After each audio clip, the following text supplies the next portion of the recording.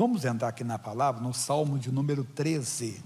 Salmo 13, versículo 3. Salmo 13, o versículo é o 3. É um salmo de Davi. Davi falou algo importante. Davi não queria experimentar o que já tinha experimentado, né?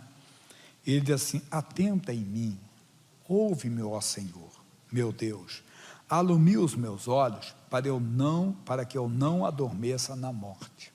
Bem, o salário do pecado é a morte, a separação de Deus. As pessoas estão dormindo na morte, estão, quer dizer, separadas de Deus, vivendo uma vida separada do Senhor. Isso é comum lá fora. Se nós não tomarmos cuidado, nós estaremos vivendo esse tipo de vida também. Estão lembrados de Efésios 5,14? Vamos rever isso aqui. Carta de Paulo ao povo de Éfeso. É bem citado no nosso meio. Paulo vai falar sobre isso. Carta de Paulo aos Efésios 5,14. Ele diz: pelo que diz, desperta, ó tu que dormes, levanta-te dentre os mortos e Cristo te esclarecerá. Quer dizer, estamos na igreja, assumimos Jesus Cristo, recebemos Jesus Cristo como Senhor e Salvador, mas talvez estamos vivendo como os mortos, quer dizer, como as pessoas que estão separadas de Deus. Amanhecemos, tomamos o café, né? Vamos ler as notícias nos sites, vamos assistir um pouco de televisão, ou vamos para o local de trabalho, vamos viver a nossa vida. Só que o dia vai passando e esquecemos do que a Bíblia diz. O que o senhor não precisa sair daqui não? Lá em Mateus 6,33, você conhece bastante. O que diz lá? Mas buscai primeiro o reino de Deus e a sua justiça, e todas essas coisas vos serão acrescentadas. Nós não buscamos em primeiro lugar. Deveríamos de orar. Eu, pregador, por exemplo, deveria dizer: Senhor, hoje eu vou ter 6 cultos, coloque a palavra na minha boca. O Senhor conhece a vida de cada pessoa que vai estar presente. Eu não sei o que ela precisa ouvir, mas ela precisa de uma palavra especial. O Senhor conhece quem vai estar pela rádio, quem vai estar pela TV, quem vai estar pela internet. Estou falando, vamos que eu fosse um pedreiro. Então, se eu estou indo para o meu local de trabalho, me dê sabedoria, me dê forças para resistir ao trabalho. Talvez estou sofrendo uma perseguição no local de trabalho. Senhor, me dê então paciência para resistir à perseguição, para não cair nas provocações. Mas não estamos talvez fazendo isso. Estamos acordando, não estamos fazendo nada de errado, mas estamos dormindo entre os mortos. Estamos vivendo como eles vivem. Não, nós temos que aprender sempre a dar primazia às coisas de Deus. Então buscar, ter uma vida de oração, ter uma vida de comunhão. Ele diz mais ainda: portanto, vede prudentemente como andais, não como nécios, mas como sábios, remindo o tempo, porquanto os dias são maus. Nós estamos passando dias maus aí fora. Dias, entenda bem, não só da Covid, né?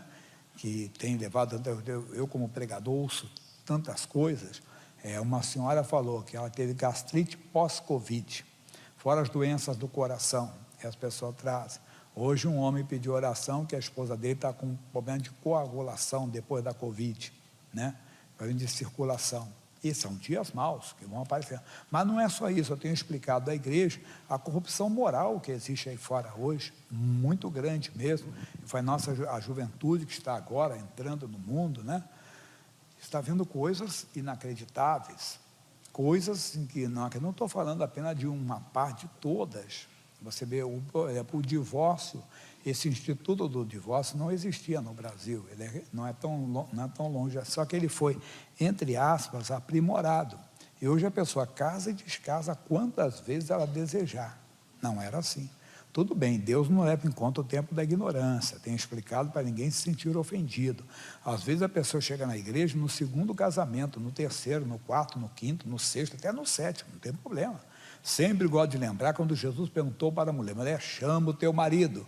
Senhor, eu não tenho marido. Disseste bem, tiveste 5 maridos, e que tu tens não é teu marido. Jesus não criticou ela pelo passado dela, não condenou de maneira alguma, não fez, não, só falou que sabia disso. E Jesus sabe tudo a nosso respeito. Não fica tranquilo, você pode ter tido o passado que for, quem está em Cristo é nova criatura. Mas no momento que nós conhecemos a palavra de Deus, não podemos viver como os mortos, pensando na separação, porque há uma incompatibilidade, porque há uma discórdia. Não, pastor, a Bíblia diz que a mulher santa, ela santifica o marido, que o marido santo santifica a esposa. O homem contou.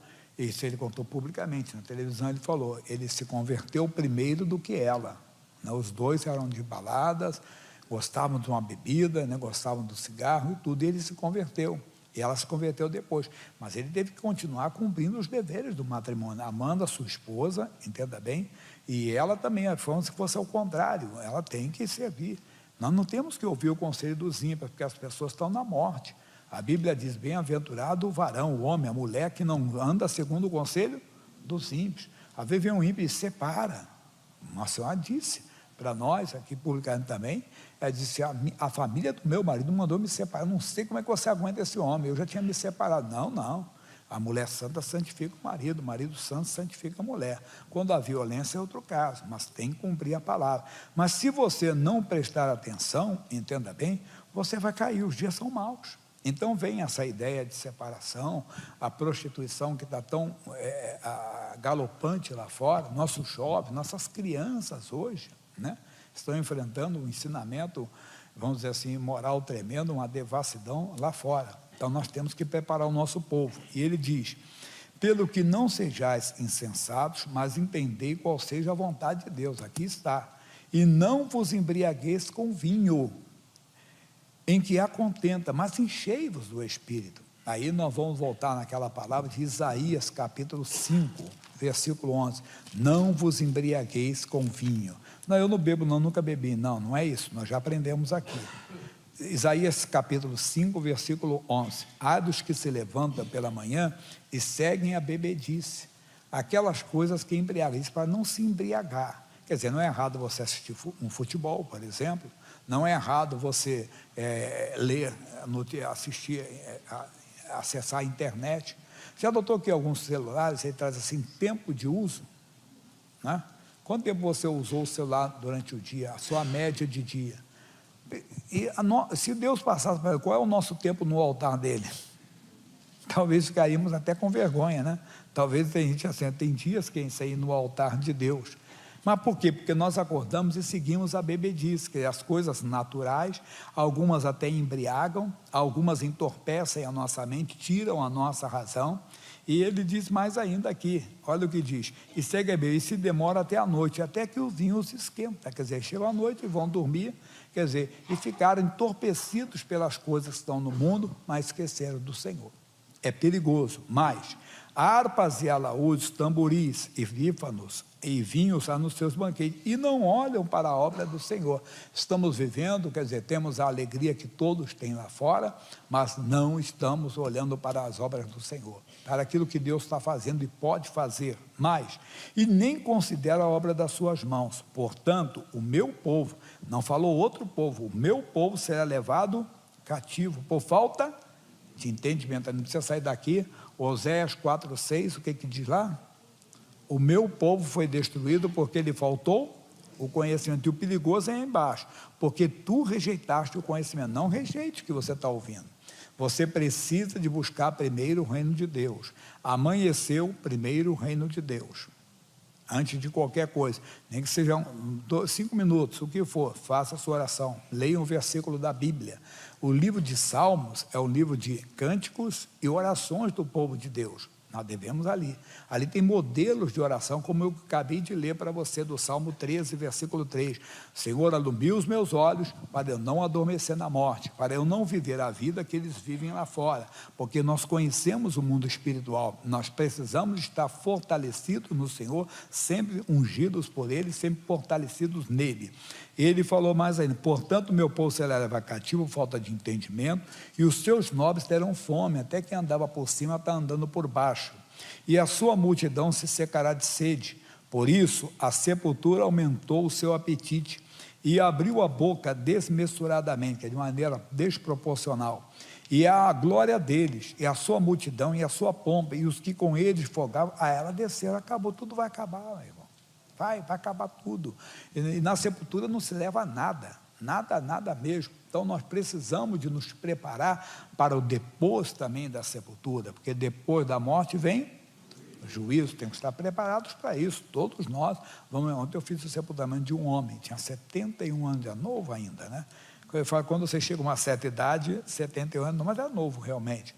mas era um homem de Jesus, estava na igreja, frequentava bem, não posso julgar, salvo não, cremos que ele foi com o Senhor, não é? Mas sempre perguntei para as pessoas que estavam presentes, se fosse um de nós, fosse eu e você, será que nós estamos preparados para o juízo? Porque o juízo será sem misericórdia, não haverá misericórdia, a misericórdia é agora. Então, vamos voltar lá no Paulo, que ele tem mais coisa para nós. Não vos embriagueis com vinho, cuidado com as coisas que entorpecem, e isso inclui os prazeres que estão nesse mundo, e as pessoas acabam sendo levadas por elas. Não vos embriagueis com vinho, que diz, em que há contenda. A pessoa se embriaga com o esporte, eu falei para as piadas, saiu das telas para o nosso dia a dia, não, saiu do nosso dia para as telas.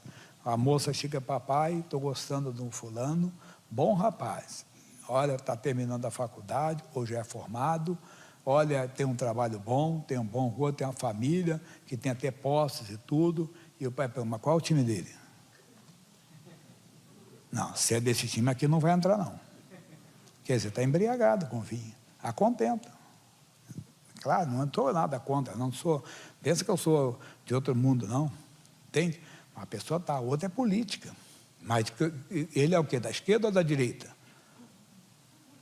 A Bíblia diz, maldito é o homem que confia no homem. Mas as pessoas estão embriagadas. Então, e há contenta, há discórdia nisso. Mas por quê? Porque não buscamos a Deus. Porque não buscamos primeiro o reino de Deus. Ele está dizendo isso para nós aqui. Em que há contentas, mas enchei-vos do Espírito. E a pessoa vê, não entende. Deixa eu vou voltar, 2 a Timóteo, capítulo 4, versículo 10, conhece essa passagem aqui? Diz,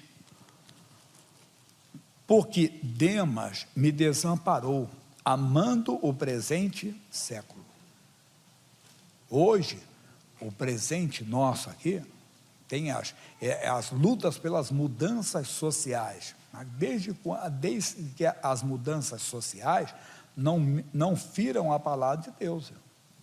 As pessoas começam a amar esses ensinamentos e eles começam a entrar na igreja. E as pessoas começam a se distanciar da palavra de Deus e voltam a viver como os mortos. Pois não me deixe, Davi, não me deixe adormecer na morte. E nós começamos a adormecer, achando que temos que nos adequar ao século 21. Sim, desde que não fira a palavra de Deus. Que eu falei, minha roupa, eu não vou colocar a roupa do século 18, 17, não vou chegar aqui vestido como o do João VI. Mas tem coisas que não mudam, porque estão na palavra de Deus. Os céus e a terra passarão, as minhas palavras não hão de passar. Na Bíblia, a Bíblia largará o homem, o seu pai, a sua mãe, unir-se a sua mulher, e serão dois uma só carne. Continua valendo para nós. A Bíblia diz claramente, o homem é marido de uma só mulher, a mulher é mulher de um só homem. Isso não vai mudar, mas as pessoas amam o presente século.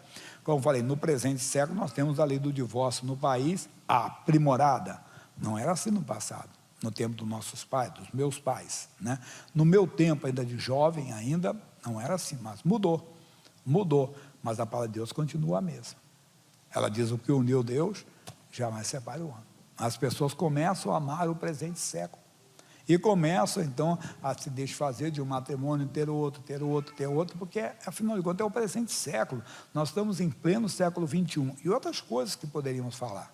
Mas vamos continuar aqui, que tem mais. Vamos voltar nesse assunto aqui, um pouco atrás, em Mateus 26, 14. Aí você disse, eu nunca farei isso. Calma. Mateus 26, 14, é Judas Iscariotes se vendendo.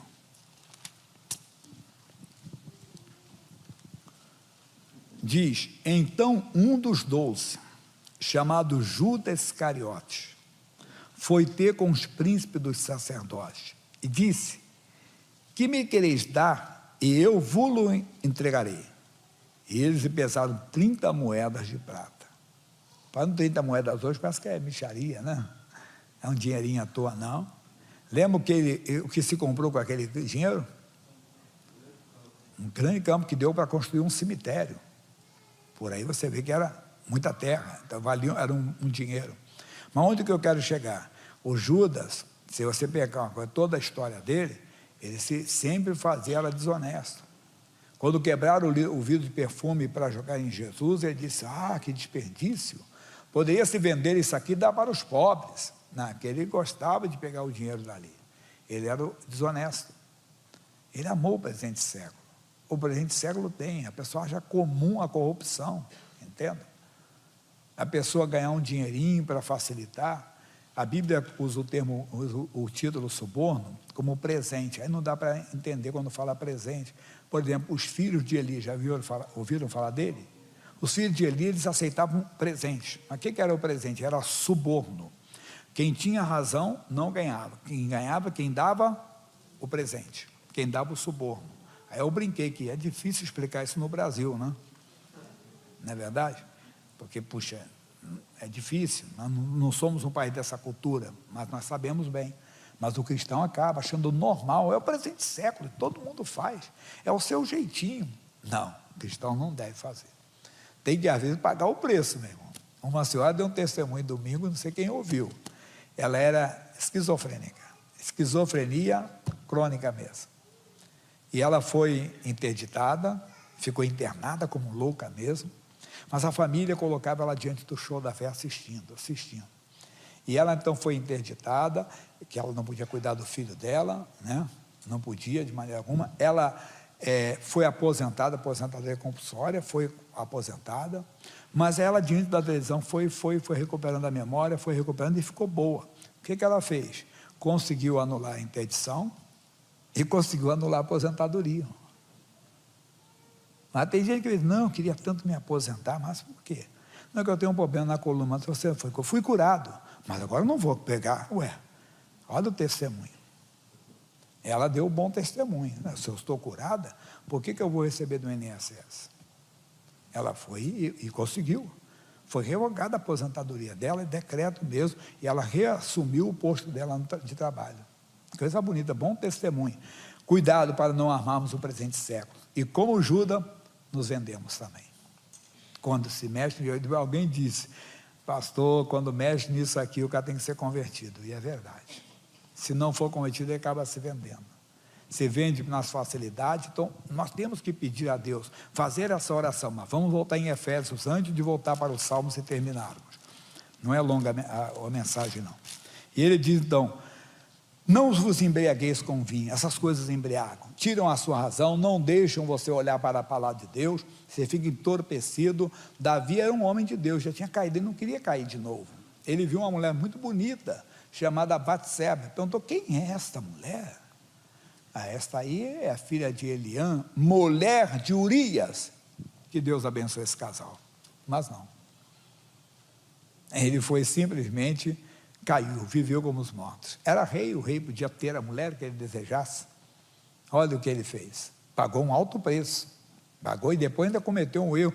Para esconder esse erro, ele cometeu um maior ainda, que participou de um homicídio, mas encontrou misericórdia, porque quando ele foi notificado, ele foi sincero com Deus, e não escondeu, né? Pediu misericórdia, lembrou da multidão das misericórdias do Senhor, que eu preguei ontem, e ele alcançou misericórdia. Então, ele diz para nós, mas encheios do Espírito. Por isso, irmão, acorda, e vá logo falar com Deus. Senhor, muito obrigado por mais um dia que estou começando. Obrigado pelo repouso que tive. Senhor, peço a tua bênção, tua misericórdia nova a cada manhã, com ela eu estou levantando. Obrigado, Senhor. Aí fala do seu dia. Deus, hoje eu vou trabalhar, como sempre, me dê a sabedoria, a proteção. Ou Deus, eu vou resolver um assunto, vá na minha frente, me dê, coloca as palavras que eu tenho, numa entrevista que eu vou fazer, um exemplo, sempre, encheios do Espírito, aí falando entre vós, com salmos e hinos e cânticos espirituais, cantando e salmodiando ao Senhor no vosso coração sempre. Não vai ter espaço para, desculpa a expressão, para fofoca, não vai ter espaço para raiva, para ódio, não vai ter, dando sempre graças por tudo a nosso Deus e Pai, em nome do Senhor Jesus Cristo, sujeitamos uns aos outros no temor de Deus. Nós vamos conseguir isso, conviver. A pessoa pode ter até a vida errada, mas você é simpático, fala bom dia, boa noite, sempre sorrindo, sempre sendo alegre para as pessoas. Voltando ao Salmo 13, versículo 3, 13 é o Salmo, 3 é o versículo, e ele diz então para nós essa palavra forte: atenta em mim, ouve-me, ó Senhor meu Deus, alumia os meus olhos para que eu não adormeça na morte. Não vamos, Nós somos do Senhor. Temos que mostrar que temos vida, alegria. Passamos por lutas? Passamos. Por adversidade? Passamos. Mas sempre com a vida de Deus em nós. Sempre mostrando às pessoas a nossa confiança em Deus, a nossa segurança no Senhor. Isso vai atrair. Nós temos que olhar quem estamos atraindo. Será que a nossa vida atrai as pessoas? Nós estamos aqui para isso, para trazer mais pessoas para o reino de Deus.